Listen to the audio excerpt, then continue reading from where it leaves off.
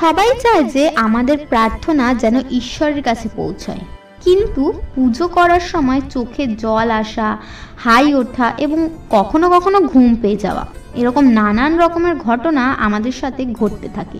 এই ঘটনাগুলি ঘটার অর্থই বা কী এবং আমাদের প্রার্থনা ঈশ্বরের কাছে পৌঁছলো কিনা, এই নিয়েই আমাদের আজকের ভিডিও। আশা করব মনোযোগ সহকারে আপনারা ভিডিওটি শেষ পর্যন্ত দেখবেন। তো নমস্কার, আমাদের চ্যানেলে আপনাদের স্বাগত জানাই। আপনারা হয়তো জানেন আজকের ভিডিওটি কি বিষয় নিয়ে, তো চলুন ভিডিওটি শুরু করা যাক। হিন্দু ধর্মে বিভিন্ন দেবদেবীর উল্লেখ রয়েছে, যেমন ভগবান শিব, ভগবান কৃষ্ণ, ভগবান গণেশ, মা দুর্গা সহ 33 কোটি দেবতার নাম পাওয়া যায় সনাতন ধর্মে। তবে সবার আরাধ্য দেবতা আলাদা আলাদা। পুজো করার সময় আমরা সবাই নিজের প্রার্থনা ঈশ্বরের কাছে পৌঁছে দিতে চাই। তবে সবসময় কি আমাদের প্রার্থনা ঈশ্বরের কাছে পৌঁছয়? সব সময় কি তিনি আমাদের পুজো গ্রহণ করেন? ভগবান আমাদের পুজো গ্রহণ করলেন কিনা, তার কাছে আমাদের প্রার্থনা পৌঁছলো কিনা, তার বোঝার নির্দিষ্ট উপায় রয়েছে বলে শাস্ত্রে জানানো হয়েছে। শাস্ত্র অনুসারে পুজোর সময় কোন কোন ঘটনা ঘটলে বুঝবেন যে ঈশ্বর আমাদের প্রার্থনা গ্রহণ করেছেন এবং কোন কোন ঘটনা ঘটলে বুঝবেন যে আমাদের প্রার্থনা ভগবানের কাছে পৌঁছায়নি। আপনার আরাধনা সফল হলো কিনা তা এই ইঙ্গিতগুলোর মাধ্যমে বুঝতে পারবেন।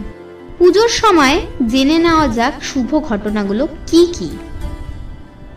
প্রথম, পুজো করার সময় যদি আপনার চোখ জলে ভরে ওঠে তাহলে তা অত্যন্ত শুভ লক্ষণ বলে মনে করা হয়। এর অর্থ আপনার উপাসনা ঈশ্বর গ্রহণ করেছেন এবং তার আশীর্বাদে আপনার জীবনের সব দুঃখ কষ্ট শীঘ্রই দূর হতে চলেছে। মনে রাখবেন, সনাতন ধর্মে পুজোকে অত্যন্ত গুরুত্ব দেওয়া হয়। প্রতিটি বাড়িতে প্রতিদিন সঠিক সময়ে পুজো দেওয়া হয়। ভগবানের ভক্তির সাথে যুক্ত থাকাই দুঃখ থেকে মুক্তি পাওয়ার একমাত্র উপায়। কিছু লোক ভক্তিকে তাদের জীবনের ভিত্তি হিসেবে বিবেচনা করে এবং তাদের সমগ্র জীবন ঈশ্বরকে উৎসর্গ করে। ভক্তির পথ খুবই কঠিন, কিন্তু এ অনুভূতি সবচেয়ে সুন্দর।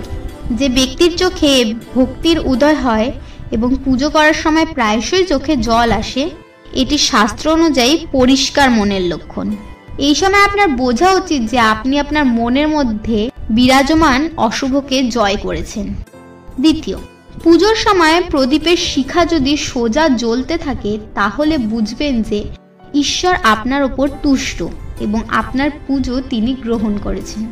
তৃতীয়, পুজোর সময় যদি ঈশ্বরকে নিবেদিত ফুল আপনার কাছে এসে পড়ে তাহলে বুঝবেন যে ঈশ্বর আপনার পুজো গ্রহণ করেছেন এবং আশীর্বাদ স্বরূপ ওই ফুল আপনাকে দিয়েছেন। এবার চলুন জেনে নেওয়া যাক পুজোর সময় কিছু অশুভ ঘটনা। প্রথম, পুজো চলাকালীন বা পুজো প্রস্তুতি করার সময় যদি হাত পুড়ে যায়, পুজো চলাকালীন বা পুজো করার সময় যদি আপনার কোনোভাবে হাত পুড়ে যায় তা অশুভ বলে মনে করা হয়। প্রদীপ জ্বালাতে গিয়ে, আরতি করতে গিয়ে বা ভোগ রাঁধতে গিয়ে বা অন্য কোনোভাবে পুজোর কাজে হাত পুড়ে গেলে বুঝবেন আপনার কোথাও ভুল হয়েছে, আর সেই কারণেই আপনার প্রার্থনা ঈশ্বর গ্রহণ করেননি। দ্বিতীয়, পুজো চলাকালীন হাই ওঠা। পুজো করার সময় যদি বারবার আপনার হাই ওঠে তাহলে একটু সাবধান হবেন। এটা কিন্তু মোটেও ভালো লক্ষণ নয়। পুজোর সময় বারবার হাই উঠলে বুঝতে হবে যে আপনার মধ্যে নেতিবাচক শক্তি রয়েছে, আর এই নেতিবাচক শক্তি আপনার প্রার্থনা ঈশ্বরের নিকট পৌঁছানোর পথে বাধা সৃষ্টি করছে। তৃতীয়, পুজোর সময় ঘুমিয়ে পড়া। শাস্ত্র অনুসারে ঈশ্বর সর্বদা শুদ্ধ চিত্তে করা উপাসনা গ্রহণ করেন। পুজো করার সময় যদি কোনো ব্যক্তি ঘুমিয়ে পড়েন তার মনে দ্বিধা, চিন্তা, ভাবনা সক্রিয় থাকে। তার মনে নানা ধরনের চিন্তা আসছে। আপনি যদি বিঘ্নিত অবস্থায় ঈশ্বরের কাছে উপাসনা করেন তবে আপনি ঘুমিয়ে পড়তে শুরু করেন। তাই ঈশ্বরের যখন উপাসনা করবেন সমস্ত চিন্তা থেকে মুক্ত হয়ে তবেই উপাসনা করবেন। তবে ভগবানের উপাসনার পূর্ণ ফল আসে যখন আপনি এটা সঠিক পদ্ধতিতে সম্পূর্ণ নিয়মের সঙ্গে পালন করছেন। আসুন আমরা ভগবানের উপাসনার সঙ্গে যুক্ত 10টি গুরুত্বপূর্ণ জিনিস জেনে নিই, যা মেনে চললে শীঘ্রই আপনার ইচ্ছে পূরণ হবে। আপনারা একটু খেয়াল করলেই দেখবেন যে পুজোর সময় কিছু কিছু ঘটনা আমাদের সঙ্গে অনেক সময় ঘটে। এই ঘটনার কোনটি শুভ এবং কোনটি অশুভ ইঙ্গিত বহন করে জেনে নিন। অনেক সময় যারা ভগবানের উপাসনা করেন তাদের অভিযোগ থাকে যে পুজো করেও তারা তাদের পুজোর ফল পাচ্ছেন না। এমন অবস্থায় এটা জানা খুবই গুরুত্বপূর্ণ হয়ে ওঠে যে কী কারণে আপনি আপনার সাধনার সঠিক ফল পাচ্ছেন না, বা বলুন যে আপনি ঈশ্বরের কৃপা লাভ করতে পারছেন না। এটা বিশ্বাস করা হয় যে ভগবানের উপাসনার পূর্ণ ফল আসে যখন আপনি এটি সঠিক পদ্ধতিতে এবং সম্পূর্ণ পদ্ধতিতে পালন করবেন।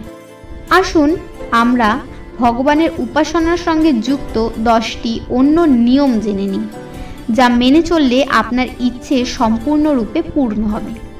প্রথম, ভগবানের উপাসনার সবচেয়ে গুরুত্বপূর্ণ এবং প্রয়োজনীয় নিয়ম হলো আমাদের সর্বদা ভক্তি ও শুদ্ধ চিত্তে তার উপাসনা করা উচিত। দ্বিতীয়, ঈশ্বরের উপাসনার সঠিক পথে এবং সঠিক জায়গায় করা উচিত। বাস্তু অনুসারে পুজোর স্থান সর্বদা উত্তর পূর্ব দিকে হওয়া উচিত এবং পুজো করার সময় আমাদের মুখ পূর্ব দিকে হওয়া উচিত। তৃতীয়, ঈশ্বরের উপাসনা করার সময় আমাদের সর্বদা পঞ্চদেব অর্থাৎ সূর্যদেব, শ্রী গণেশ, দেবী দুর্গা, ভগবান শিব এবং ভগবান বিষ্ণুর ধ্যান করা উচিত। চতুর্থ, ভগবানের আরাধনা স্নানের পর শুদ্ধ বস্ত্র পরিধান করে সবসময় শুদ্ধ চিত্তে পুজো করা উচিত। পঞ্চম, ঈশ্বরের উপাসনায় সর্বদা মন্ত্র এবং প্রার্থনা সঠিকভাবে উচ্চারণ করুন। যথোপযুক্ত মালাসহ দেবতা এবং গ্রহ সম্পর্কিত মন্ত্রগুলি জপ করুন। জপের জন্য অন্য কারো গলায় পরার মালা পরে ভুল করবেন না। ষষ্ঠ, ভগবানের পুজোর পর আরতি করতে হবে। এতে বিশ্বাস করা হয় যে আরতি দুঃখের বিনাশ করতে সাহায্য করে। তাই আপনার আরাধ্য দেবতাকে সকাল ও সন্ধে আরতি করুন। সর্বদা দাঁড়িয়ে ভগবানের আরতি করবেন। সপ্তম, সকাল ও সন্ধে নিয়মিত তুলসী পূজা করুন। তুলসী শ্রীকৃষ্ণের কিন্তু অত্যন্ত প্রিয়। অষ্টম, প্রতিদিন তুলসীতে জল অর্পণ করার সময় সমস্ত রোগ এবং দুঃখকে মুক্তি পাওয়ার জন্য অবশ্যই এই মন্ত্রটি জপ করুন। মহাপ্রসাদ জননী সর্ব সৌভাগ্য বর্ধিনী আধি ব্যাধি হরনিত্যং তুলসীতং নমস্তুতে। 9, যখন পুজো করবেন তখন খেয়াল রাখতে হবে যে আরাধনার সময় অবশ্যই মন্ত্র উচ্চারণ করা উচিত। কথিত আছে নিয়মিত মন্ত্র জপ করলে উপকার মেলে। একই সঙ্গে মনে রাখতে হবে যে মন্ত্রগুলোর উচ্চারণ একেবারে সঠিক হওয়া উচিত। শব্দগুলির উচ্চারণ সঠিকভাবে করতে পারলে মন্ত্র জপ করুন, না হলে করবেন না। 10, বিশেষ করে মাথায় রাখা উচিত পুজো করার পর পুজোর আসন তুলে রেখে দিন। পুজো করার পর আসন ফেলে রাখবেন না বা পা দিয়েও সরাবেন না এবং যথাস্থানে রাখবেন। তো বন্ধুরা, আজকের ভিডিও এতটাই। আশা করি আপনাদের বোঝাতে পারলাম পুরো বিষয়টি। ভালো লাগলে লাইক, কমেন্ট, শেয়ার, সাবস্ক্রাইব করবেন।